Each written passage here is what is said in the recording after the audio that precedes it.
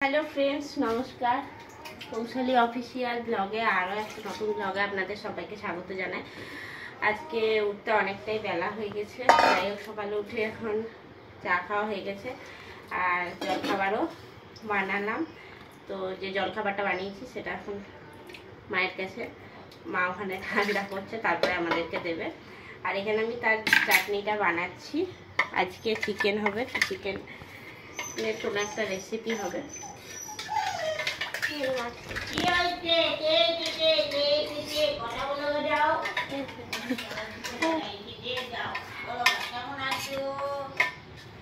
তো এখন এই যে আমার চাটনিটা হয়ে গেছে, তো দেখা যাক সারাদিনে কি কি হচ্ছে। আপনারাও দেখতে থাকুন ব্লগটা, আশা করি খুব ভালো লাগবে।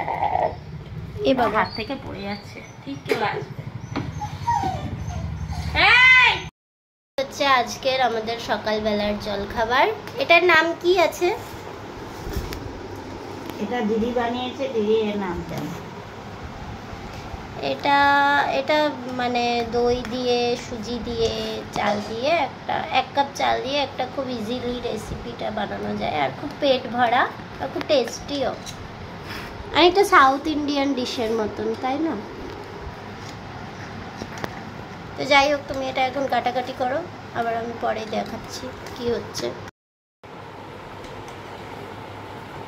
এত বড় বড় কাটলে কেন? ছোট ছোট কাটো না।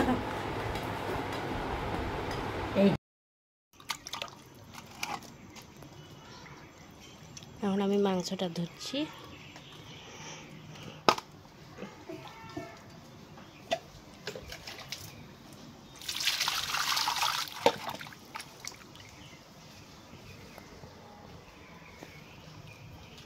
খুব জোরে আবার বৃষ্টি এসেছিল, আবারও বৃষ্টি মনে হচ্ছে হবে।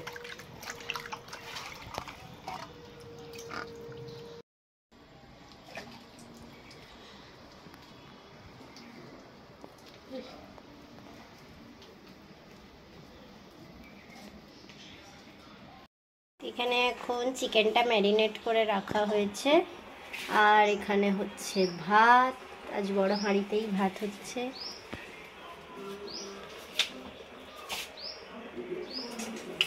তুই আজ কি কাণ্ড করেছিস?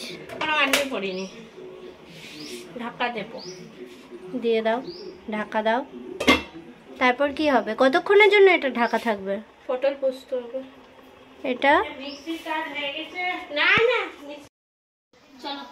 তো এখন দিদি নিমকির ভাত মেখে নিয়েছে, আর নিমকি এখানে বসে আছে অনেকক্ষণ ধরে ঘুমিয়ে টুমিয়ে অপেক্ষা করে।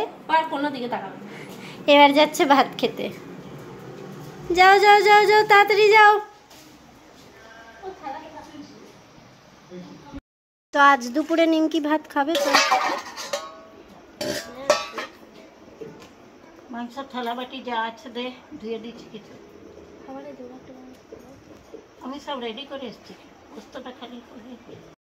এইখানে স্যালাড কাটা হয়ে গেছে, আর এখানে চিকেন অলমোস্ট কমপ্লিট। আর এইখানে এটা হচ্ছে পটল পোস্ত, অল্প করে করা হচ্ছে, কারণ মাংসের সঙ্গে মা একটু মানে পোস্ত টোস্ত ভালোবাসে। আর আমরা তো শুধুমাত্র মাংস ভাত পেলেই হলো, আর কিচ্ছুই লাগবে না। আর এই বাসন, বাপরে, রান্নার শ্যুটের পর এক গাদা বাসন জমা হয়, এগুলো সব এবার গুছিয়ে নিজের নিজের জায়গায় রাখতে হবে।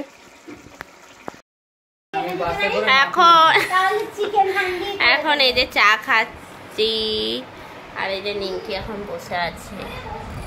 নিমকি সে হাই, সে হাই, নিমকি সে হাই।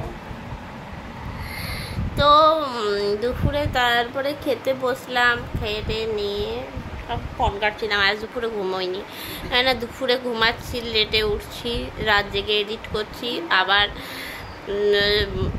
ভোরে না সকালে না অনেক বেলা করে উঠছি। এটা একদম উচিত না। কাল থেকে একদম সঠিক সময় উঠবো, 8টা থেকে 8:30টার মধ্যে। হচ্ছে না, এমনি করে কাজ হবে না, সারাদিন পুরো লেট যাচ্ছে। তো এই জন্য আজকে আর ঘুমাইনি দুপুরে, আজকে পুরো ফোন ঘেটেছি যাতে রাতে তাড়াতাড়ি ঘুম আসে। তবে একটাই বিষয়, এডিটটা যদি আমার না কমপ্লিট হয় তাহলে ঘুমটা কী করে আসবে, মানে তাহলে তো ঘুমানো যাবেই না। দেখা যাক কাজ কী হচ্ছে। আর অনেক দিন পরে শুভ এসছে আমার বাড়িতে। তাই বলে যে শুভ তো অনেক দিন পরে এসছে, ছিল সারাদিন, আবার বিকেলে চলে যাবে বাড়ি। আমাদের এসে আজকে ঘুম থেকে উঠিয়েছে। আমাদের নিনিমা বসে গেছে, তো এখানে এখন দেখা যাচ্ছে নিমকিও বসে গেছে সবার মতোই খেতে। এখন বাজে 10:30 আর আমরা আজকে একটুখানি তাড়াতাড়ি খেতে বসছি। সকাল থেকে এতটা খাটাখাটনি হয়েছে, খুব টায়ার্ড, দুপুরে ঘুমাইনি। আর এডিটিং প্রায় হয়ে গেছে, এডিটিং প্রায় হয়ে গেছে কমপ্লিট। আর একটা এডিটিং বাকি আছে, আশা করছি 11:30টার মধ্যে আজকে সব ডান হয়ে যাবে। এখন ভাত খাবো, তারপরে একটা এডিটিং করবো, টিভি দেখছি, তারপরে শুয়ে পড়বো। কালকে সকাল থেকে আবার ব্লগ শুরু করবো, দেখতে থাকুন। এখন তো আমি ডেলি ব্লগ করছি। টাটা, গুড নাইট, সবাই ভালো থাকবেন, সুস্থ থাকবেন। আবার কালকে নতুন একটা ব্লগ